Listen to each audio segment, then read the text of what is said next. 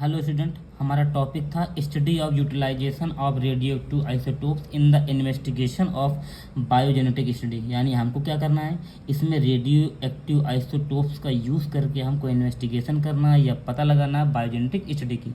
Biogenetic study में हमने अभी तक आपको बताया था कि बायोजेनेटिक स्टडी में क्या होता है कि किसी भी लिविंग ऑर्गेनिज्म के अंदर सिंथेसिस होना मेटाबोलाइट्स की या इंटरमीडिएट्स की, और उनकी स्टडी करना कहलाता है हमारा बायोजेनेटिक स्टडी। उसमें मैंने आपको बहुत सारी वेरियस टेक्निक बताई थी, उसमें से हमको सिर्फ एक टेक्निक ही पढ़नी है। वो सबसे पहली टेक्निक थी हमारी ट्रेसर टेक्निक। जैसा कि नाम से पता लग रहा है, ट्रेसर टेक्निक को हम, ट्रेसर जो वर्ड है ये ट्रेस से बना हुआ है। ट्रेस का मतलब हम करते हैं पता लगाना। जैसे आप लोगों ने मूवी वगैरह में देखा होगा कि अगर किसी चोर को पकड़ना होता है, जब वो चोरी करके भागता है तो क्या करते हैं, हम उसको ट्रेस करने के लिए उसका चिप लगा देते हैं, जिससे हम क्या करते हैं, उसको आसानी से हम ट्रेस कर सकते हैं। अगर इसके अदर एग्जाम्पल की हम बात करें तो सपोज करिए हमने यहाँ पर एक गड्ढा खोदा हुआ है और हम क्या करते हैं, यहाँ पर 5 जो है यहाँ पर नल की सप्लाई है, जिससे क्या होता है कि अलग अलग जगह से पानी आ रहा है। गड्ढे में अगर हमको नहीं पता है कि किस नल से हमको सप्लाई यहाँ से मिल रही है, किस नल से पानी आ रहा है, तो हम क्या करते हैं, हर एक नल में अलग अलग कलर जो है डाल देते हैं, और गड्ढे में जिस कलर का पानी होता है तो हमको आसानी से पता लग जाता है कि वो पानी किस नल से आया हुआ है। तो यानी हमने इस टेक्निक में क्या किया, हमने ट्रेस किया, हमने उस करके हम अपने टॉपिक को समझेंगे। इसमें लिखा हुआ है when dry biomolecule and their biosynthesis is the investigation with the help of radioactive isotopes is called tracer technique. इसमें ये लिखा हुआ है कि हमको क्या करना है, इसमें हमको क्या करना है, जो हमारी बायोसिंथेसिस होती है तो उसमें जो ड्राई मॉलिक्यूल्स होते हैं उसका हमको क्या करना है, इन्वेस्टिगेशन करना है। किसकी हेल्प से करना है, तो with the help of radio isotopes. और इस टेक्निक को हम बोलते हैं, क्या बोलते हैं, ट्रेसर टेक्निक बोलते हैं। And the radioactive isotopes which are used in tracer technique. इस ट्रेसर टेक्निक में जिस भी रेडियो एक्टिव आइसोटोप्स को हम यूज़ करते हैं उसको हम रेडियो ट्रेसर भी बोलते हैं, या तो फिर रेडियो एक्टिव ट्रेसर बोलते हैं, या तो रेडियो एक्टिव लेवल के नाम से भी जानते हैं। अब इसमें हम जानेंगे कि रेडियो ट्रेसर्स क्या होते हैं। तो इसमें लिखा हुआ है हमारा रेडियो ट्रेसर टेक्निक में कि it can be defining as the technique which utilize the radio labeled compound to find out or to trace various precursor and intermediate involved at different stage of biosynthetic pathway at given time and rate। यानी क्या किया गया है, जो हमारी radio tracer technique है इसमें हम डिफाइन करते हैं, एक ऐसी टेक्निक है हमारी जिसमें क्या करते हैं, हम रेडियो लेबल्ड कंपाउंड का यूज़ करते हैं। क्या करते हैं हम लोग, रेडियो लेबल्ड कंपाउंड का यूज़ करते हैं क्या करने के लिए, किसी भी मेटाबॉलिक पाथवे में या किसी भी बायोसिंथेटिक पाथवे में जो हमारे इंटरमीडिएट्स होते हैं, जो हमारे प्रिकर्सर्स होते हैं, उनको ट्रेस करने के लिए, उनको पता लगाने के लिए हम क्या करते हैं, रेडियो लेबल्ड कंपाउंड को यूटिलाइज करते हैं इस टेक्निक के थ्रू, एक दिए हुए टाइम पर, एक दिए हुए रेट पर। अब हम बात करते हैं रेडियो लेबल्ड कंपाउंड क्या होते हैं। Radio label compound when one are more atom और chemically compound replace by isotopes used for the study of biosynthetic pathway known as tracer technique या रेडियो ट्रेसर। इसमें यह लिखा हुआ है कि जब भी किसी पाथवे में, मान लीजिए हमारी पाथवे चल रही है, इस पाथवे में हम क्या करते हैं कि जो हमारे रेडियो आइसोटोप्स होते हैं उसमें हम क्या करते हैं कि उन रेडियो आइसोटोप्स को हम इस पाथवे के अंदर जो एटम्स होते हैं उसको हम उस जगह से रिप्लेस करके हम रेडियो आइसोटोप्स लगा देते हैं, तो उन्हीं को हम बोलते हैं रेडियो लेबल्ड कंपाउंड। इसी में यहाँ पर लिखा हुआ है when one are more atom, यानी एक या एक से ज़्यादा एटम्स को हम क्या कर रहे हैं, रिप्लेस कर रहे हैं। इस पाथवे में हम एक या एक से ज़्यादा एटम्स को रिप्लेस करते हैं, किसके साथ रिप्लेस करते हैं, रेडियो आइसोटोप्स के साथ। और फिर इसके बाद हम क्या करते हैं, बायोसिंथेटिक पाथवे की स्टडी करते हैं, और यही हमारा कहलाता है रेडियो ट्रेसर या radio label compound. Next heading है हमारी criteria for the selection of isotopes.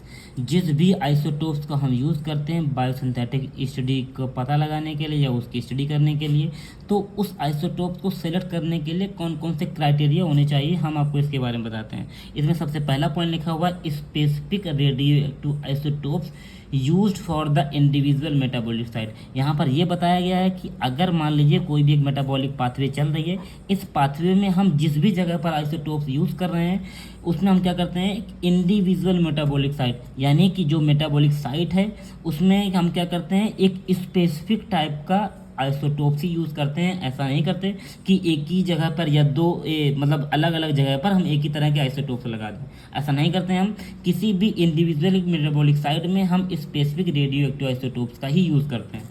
Second लिखा हुआ है tracer should be harmless for the metabolite. जो ट्रेसर हम यूज़ कर रहे हैं, जो रेडियो आइसोटोप्स हम लगा रहे हैं इसके अंदर, वो क्या होने चाहिए, हमारे हार्मलेस होने चाहिए। किसके साथ हार्मलेस होना चाहिए, जो भी हमारी बायोसिंथेटिक पाथवे मेटाबोलाइट्स बन रहे हैं उसके साथ वो बिल्कुल से हार्मलेस होने चाहिए, कोई भी रिएक्शन जो है उसके अंदर कॉज नहीं करना चाहिए। नेक्स्ट लिखा हुआ है सफिशिएंट कंसंट्रेशन ऑफ ट्रेसर। जो भी ट्रेसर आप यूज़ कर रहे हैं बायोसिंथेटिक पाथवे में, वो ट्रेसर कैसा होना चाहिए, सफिशिएंट कांस्टेंट या सफिशिएंट जो है क्वांटिटी में होना चाहिए, या तो कम या तो ज़्यादा नहीं होना चाहिए। जो ट्रेसर हम यूज़ कर रहे हैं वो ट्रेसर कैसा होना चाहिए, बिल्कुल से प्योर फॉर्म में होना चाहिए। नेक्स्ट पॉइंट है हमारा प्रॉपर लेबलिंग, यानी कि जब भी हम किसी मेटाबॉलिक पाथवे में हम एक या एक से ज़्यादा एटम्स को रिप्लेस कर रहे हैं तो उसकी जो लेबलिंग है वो प्रॉपर होनी चाहिए, जिससे हमको पता लग सके कि जो हमारे कंपाउंड है उसके फिजिकल और केमिकल नेचर के बारे में जो है हमको प्रॉपर तरीके से पता चल सके। नेक्स्ट है हमारा labelled compound should involve in the synthetic reaction. इसमें ये लिखा हुआ है कि जो हमारे लेबल्ड कंपाउंड हैं जो हम किसी मेटाबॉलिक पाथवे में यूज़ कर रहे हैं, जब उनको हम लेबल करते हैं, जो उसको हम इंट्रोड्यूस करते हैं, जब उसको हम कहें उसको हम जब रिप्लेस करते हैं, तो रिप्लेस करने के बाद जो उस प्लांट के अंदर सिंथेसिस हो रही है, उस सिंथेसिस में क्या होने चाहिए कि हमारी जो ट्रेसर्स हैं, जो लेबल्ड कंपाउंड है, वो उसके अंदर इन्वॉल्व हो जाने चाहिए। नेक्स्ट लिखा हुआ है labelled compound should not damage the system which is use. यहाँ पे लिखा हुआ है जो लेबल्ड कंपाउंड है हमारे, जिस भी हम पाथवे में लगा रहे हैं, वो उस सिस्टम को डैमेज नहीं करने चाहिए जिस सिस्टम में हम लेबल्ड कंपाउंड को यूज़ कर रहे हैं। नेक्स्ट हम देखेंगे कि जो ट्रेसर टेक्निक है इसमें कौन कौन से स्टेप्स इन्वॉल्व होते हैं। जब भी हम इस टेक्निक का यूज़ करते हैं तो कौन कौन से स्टेप्स जो है इसमें इन्वॉल्व होते हैं इस टेक्निक में। तो इसमें लिखा हुआ है in the process of tracer technique basically 4 steps are involve. जब भी हम इस ट्रेसर टेक्निक का यूज़ करते हैं तो बेसिक 4 स्टेप जो है इसके अंदर इन्वॉल्व होते हैं। सबसे पहला है हमारा preparation of labelled compound. Second है आपका incorporation of labelled compound in biogenetic studies. Third है आपका separation and isolation of labelled compound. और फोर्थ है आपका determination of nature of metabolites in various biochemical function. इसमें हम क्या करेंगे, बारी बारी से हमको एक एक करके पढ़ना है। सबसे पहला हम लोग देखेंगे preparation of labelled compound. Labelled compound क्या होता है, जैसा कि हमने तो आपको पहले ही बताया था कि रेडियो लेबल्ड कंपाउंड वो होते हैं कि किसी भी केमिकल रिएक्शन में या किसी भी मेटाबॉलिक पाथवे में जब भी हम एक या एक से ज़्यादा एटम्स को रिप्लेस करते हैं वो हमारे कहलाते हैं रेडियो लेबल्ड कंपाउंड। तो जो रेडियो लेबल्ड कंपाउंड होते हैं इनकी प्रिपरेशन कहते हैं, कैसे इसको हम बनाते हैं। तो वही लिखा हुआ है firstly we have to prepare radioactive labelled compound. सबसे पहले हम क्या करते हैं, रेडियो एक्टिव लेबल्ड कंपाउंड को प्रिपेयर करते हैं। सेकंड पॉइंट में लिखा हुआ है कि जो लेबल्ड कंपाउंड होते हैं उसको प्रिपेयर किया जाता है। कैसे प्रिपेयर किया जाता है, रेडियो एक्टिव आइसोटोप्स का यूज़ करके। जो हमारे रेडियो एक्टिव आइसोटोप्स हैं वो हमारा 14 कार्बन, 3 हाइड्रोजन, 32 फॉस्फेट एंड 131 आपके आई। नेक्स्ट पॉइंट है हमारा ऑल्सो समटाइम स्टेबल आइसोटोप्स। जब भी हम ट्रेसर टेक्निक का यूज़ करते हैं तो कभी कभी हम स्टेबल आइसोटोप्स का भी यूज़ करते हैं, जैसे कि 2 hydrogen, 15 nitrogen, 12 carbon and 18 carbon etcetera. ये सब क्या है, हमारे स्टेबल आइसोटोप्स के एग्जांपल हैं। नेक्स्ट में लिखा हुआ है mostly carbon and hydrogen are used in the biological investigation.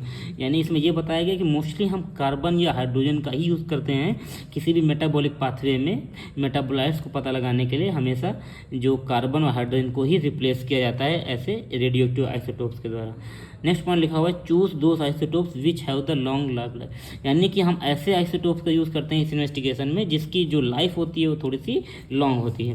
Next point लिखा हुआ है this radio active isotopes can be prepared through the bombarding. ये जो रेडियो एक्टिव आइसोटोप्स को हम प्रिपेयर करते हैं अपने इच्छा अनुसार जो है मेटाबॉलिक पाथवे में इंट्रोड्यूस करने के लिए, उसको हम कैसे प्रिपेयर करते हैं, थ्रू द बम्बार्डिंग के थ्रू प्रिपेयर करते हैं, जिसमें हम जो है इलेक्ट्रॉन्स की जो है बम्बार्डिंग करते हैं इसके अंदर। अब हम सेकंड देखेंगे। सेकंड है हमारा incorporation of labelled compound in biogenetic energy. यानी पहले हमने क्या किया, रेडियो लेबल्ड कंपाउंड को प्रिपेयर किया। प्रिपेयर करने के बाद क्या करते हैं, हम उसको उस पाथवे में इनकॉर्पोरेट करते हैं या शामिल करते हैं, किसके लिए, बायोजेनेटिक स्टडी के लिए। इसमें लिखा हुआ है after preparation of radioactive isotopes we have to introduce into the plant. जब हम रेडियो एक्टिव आइसोटोप्स को प्रिपेयर कर लेते हैं तो प्रिपेयर करने के बाद हमको प्लांट के अंदर उसको इंट्रोड्यूस करना पड़ता है। जब हम इंट्रोड्यूस करते हैं तो बहुत सारे अलग अलग मेथड होते हैं इसमें। सबसे पहला मेथड है हमारा रूट फीडिंग। जैसा नाम से ही पता लग रहा है रूट, यानी कि हमको हमको क्या करना है, जो आइसोटोप्स को हम फीड कर रहे हैं उसमें इंट्रोड्यूस करा रहे हैं, वो किस जगह पर करा रहे हैं, प्लांट के रूट वाले पार्ट में करा रहे हैं। इसी में लिखा हुआ है in case root are the biosynthetic site, यानी इसमें हम क्या कर रहे हैं, जो बायोसिंथेटिक साइट है आपकी आइसोटोप्स को जो है इंट्रोड्यूस कराने के लिए वो रूट होती है, एग्जाम्पल टोबैको। सेकेंड है आपका स्टेम फीडिंग, नाम से ही पता लग रहा है कि इसमें हम कहाँ पर फीडिंग कर रहे हैं, आइसोटोप्स की स्टेम पर कर रहे हैं। नेक्स्ट पॉइंट हमारा, in this label compound are administration to the cut end of stem emerge in a solution, यानी हम क्या करते हैं स्टेम फीडिंग में कि जो स्टेम होती है स्टेम को हम कट करते हैं, कट करने के बाद हम क्या करते हैं, जो रेडियो एक्टिव लेबल कंपाउंड का जो सोल्यूशन होता है उसका सोल्यूशन में उसको हम इमर्ज करा देते हैं। नेक्स्ट मेथड है इसमें डायरेक्ट इंजेक्शन, यानी जैसे कि नाम से ही पता लग रहा है कि इसमें हम क्या कर रहे हैं, जो रेडियो एक्टिव आइसोटोप्स हैं उसको हम डायरेक्टली इंजेक्ट कर रहे हैं अपने प्लांट के अंदर। इसमें लिखा हुआ है label compound solution inject in plant with the hollow stem, यानी कि जो हमारा प्लांट होता है उस प्लांट में जहाँ भी हम खोखली जगह देखते हैं या होलो स्टेम देखते हैं, उस होलो स्टेम में हम क्या करते हैं, इंजेक्शन के थ्रू लेबल कंपाउंड को इंट्रोड्यूस करा देते हैं। एग्जाम्पल है आपको ओपीएम। नेक्स्ट टेक्निक है हमारी स्प्रेइंग टेक्निक, जैसे कि इसमें हम क्या कर रहे हैं, रेडियो जो लेबल कंपाउंड होते हैं उसको हम स्प्रे करते हैं। कहाँ पर करते हैं, label compound has been absorb after being spray on the leaf, यानी कि हम स्प्रे पर क्या करते हैं, लेबल कंपाउंड को जो है स्प्रे करते हैं लीव्स के ऊपर, और लीव्स क्या करते हैं फिर उसको एब्जॉर्ब कर लेते हैं, और फिर इसके बाद जो लेबल कंपाउंड होते हैं वो आपके मेटाबॉलिक पाथवे में इन्वॉल्व हो जाते हैं। एग्जाम्पल है आपका स्टेरॉयड।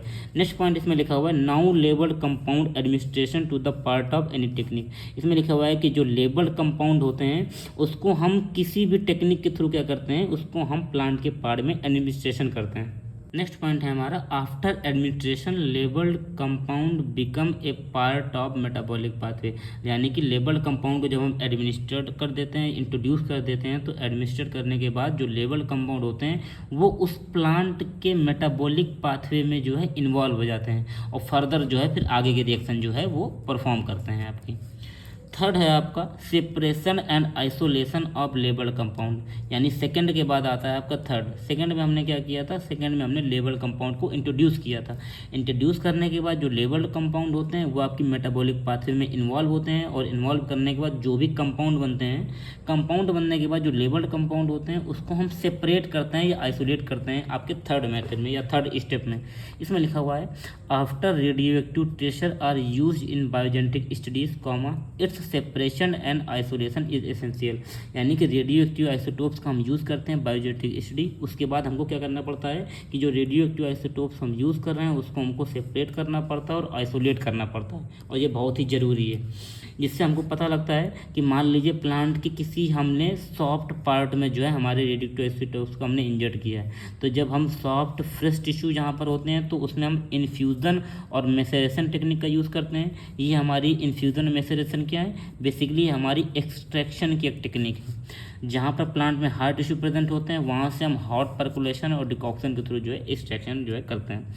नेक्स्ट है आपका फॉर अनऑर्गेनाइज्ड ड्रग, इसमें हम क्या करते हैं कि जो मेसेरेशन है, मेसेरेशन के साथ जो है इसमें हम एक्सट्रैक्शन करते हैं और चॉइस ऑफ सॉल्वेंट जो है उसमें यूज़ करते हैं। और भी अदर टेक्निक्स हैं जैसे कि fractional crystallization, partition chromatography also जो है यूज्ड करते हैं हम एक्सट्रैक्शन प्रोसेस के लिए, या केमिकल कॉन्स्टिट्यूएंट को, या हम कहें हमारे रेडियो आइसोटोप्स को सेपरेट करने के लिए, आइसोटोप्स आइसोलेट करने के लिए। स्टेप है हमारा determination of nature of metabolites in various biochemical function, यानी हमको इसमें क्या करना है, इस लास्ट स्टेप में हमें मेटाबोलाइट्स के नेचर का डिटर्मिनेशन करना है। इसमें सबसे पहला पॉइंट लिखा हुआ है depending upon nature of isotopes, यानी कि ये जो स्टेप है ये इन्वॉल्व होती है कि जो हम आइसोटोप्स यूज़ कर रहे हैं उसके नेचर पर, उस नेचर के थ्रू हम क्या करते हैं, वेरियस इंस्ट्रूमेंट का यूज़ करते हैं। किसके लिए, जो भी हमारे इंटरमीडिएट्स या फाइनल प्रोडक्ट फॉर्म होते हैं उसके केमिकल नेचर को डिटरमाइन करने के लिए, और जो है रेडियो एक्टिव आइसोटोप्स के लिए। ठीक है, ये कौन कौन से मेथड के थ्रू करते हैं, तो इसमें लिखा हुआ है एग्जांपल गीगर मूलर काउंटर, ये एक इंस्ट्रूमेंट है जिसके थ्रू जो है हम पता करते हैं। सेकंड है आपका आयोनाइजेशन चैम्बर, थर्ड है आपका मास स्पेक्ट्रोफोटोमीटर, नेक्स्ट है आपका एनएमआर, और लास्ट है आपका ऑटो रेडियोग्राफी। ये सारे जो हमारी टेक्निक्स हैं, इन टेक्निक्स का यूज़ करके हम मेटाबोलाइट्स के नेचर को डिटरमाइन करते हैं। Thank you.